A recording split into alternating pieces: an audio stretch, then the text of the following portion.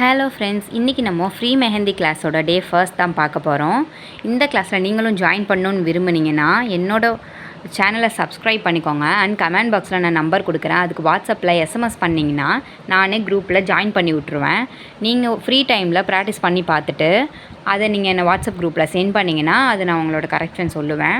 முதல்ல line draw பண்ணிக்கலாம். எந்த ஒரு ஹெட்லைன்ஸ் எழுதினாலுமே அதை மெஹந்திலே கோன்லேயே எழுதி பழகுங்க. அப்போ தான் ஒரு லெட்டர்ஸாக நம்ம மேக் பண்ணும்போது உங்களுக்கு பர்ஃபெக்டாக வரும். வேறு ஒன்றுன்றதுக்காக கிடையாது.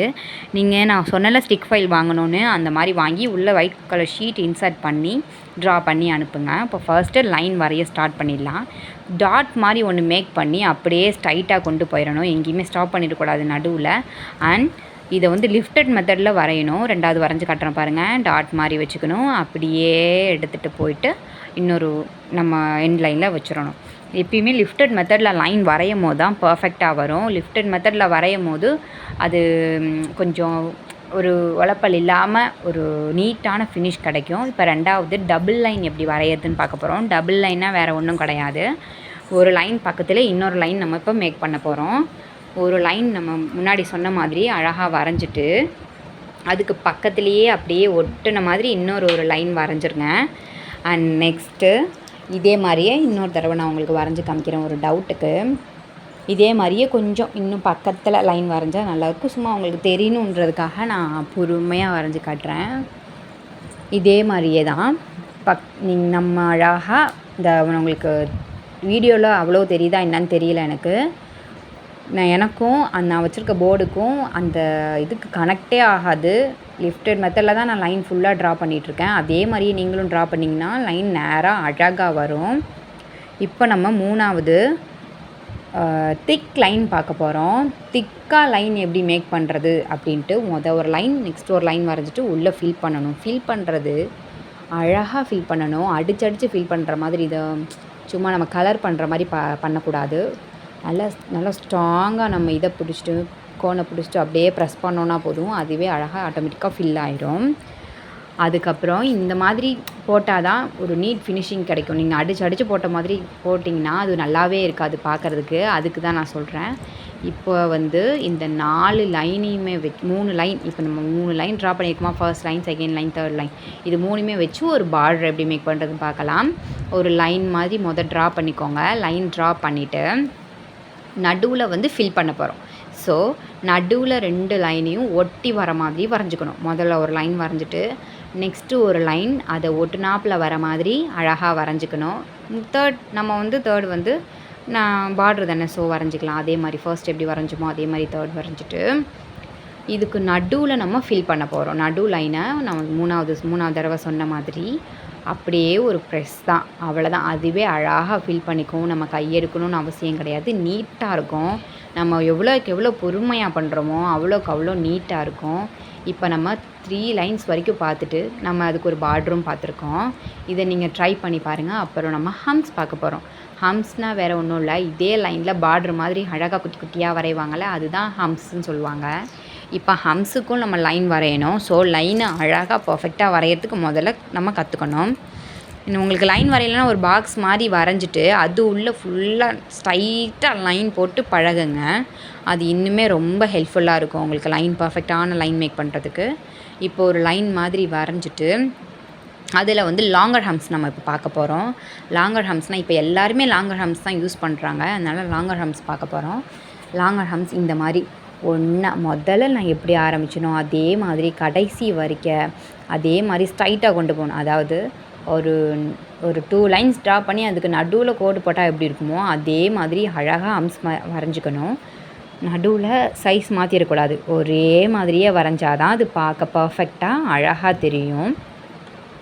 லாங்கர் ஹம்ஸ் ஒரே மாதிரியே இருக்குது பாருங்கள். இதே மாதிரி தான் வரையணும்.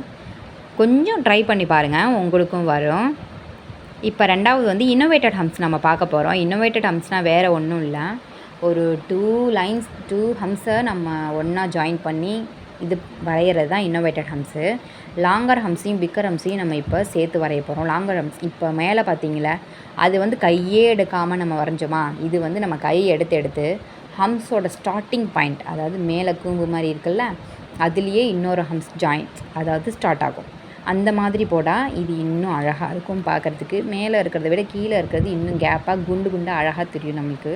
அப்புறம் பிக்கர் ஹம்ஸ் பார்க்க போகிறோம். லாங்கர் ஹம்ஸ் பார்த்துட்டோம். பிக்கர் ஹம்ஸ்னால் அதை விட கொஞ்சம் பெருசாக இந்த பூக்கெலாம் வரைவோம்ல அழகாக, இது மாதிரி பெட்டல்ஸ் அந்த மாதிரி நம்ம போட்டுக்கலாம். கோலம் போடுற மாதிரி தான் இதுவும். இந்த மாதிரி போட்டால் இன்னும் அழகாக இருக்கும். நம்ம பார்ட்ரு பார்டர்லாம் வரையும் போது இந்த மாதிரி போட்டால் ரொம்ப அழகாக இருக்கும். அப்புறம் தேர்டு ஒன்று வந்து ஸ்மால் ஹம்ஸ் பார்க்க போகிறோம். அதே மாதிரி தான் நம்ம எல்லாத்துக்குமே லைன் ட்ரா பண்ணணுன்ற ஒரு இது தான். எனக்கு கோன் கொஞ்சம் சரியில்லைன்றதுனால ஒழுங்காகவே வரவே மாட்டேங்குது லைன்னு.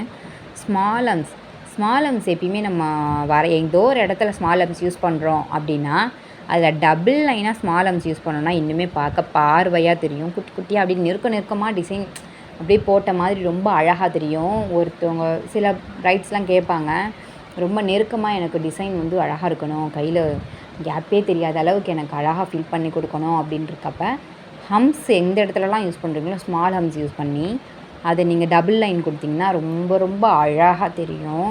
நம்ம நிறையா இடத்துல இந்த ஸ்மால் ஹம்ஸ் தான் யூஸ் பண்ணுவோம். ஸ்மால் ஹம்ஸும் நீங்கள் நல்லா ப்ராக்டிஸ் பண்ணி பார்த்துக்கோங்க.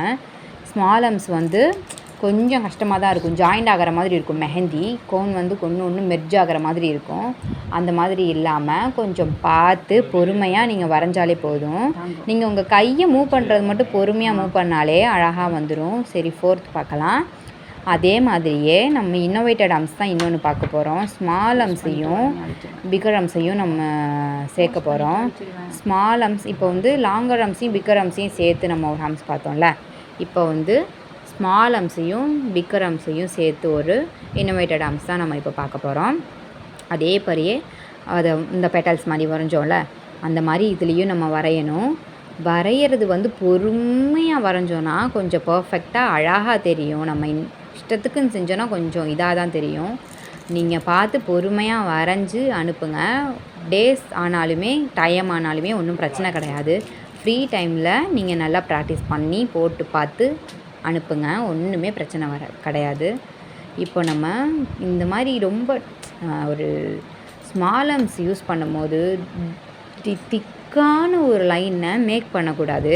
திக்கான லைனை மேக் பண்ணிங்கன்னா மெர்ஜ் ஆகும். அது எப்படி நான் காட்டுறேன். இப்போ திக் லைன் மாதிரி நான் வரைஞ்சிருக்கேனா, அந்த திக் லைனில் நான் ஸ்மால் ஹம்ஸ் யூஸ் பண்ணும்போது பாருங்கள், அது அப்படியே ஃபஸ்ட்டு அப்படியே மெர்ஜ் ஆகி வரும். இந்த மாதிரிலாம் வரவே கூடாது. அழகாக பார்த்து பண்ணணும். இப்போ நம்ம ரிவர்ஸில் போடுறோம் ஸ்மால் ஹம்ஸு.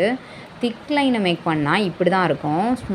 ஒரு மெல்லிசான ஒரு லைன் மாதிரி மேக் பண்ணிவிட்டு ஸ்மால் ஹம்ஸ் கொடுத்தோன்னா ரொம்ப ரொம்ப அழகாக இருக்கும்.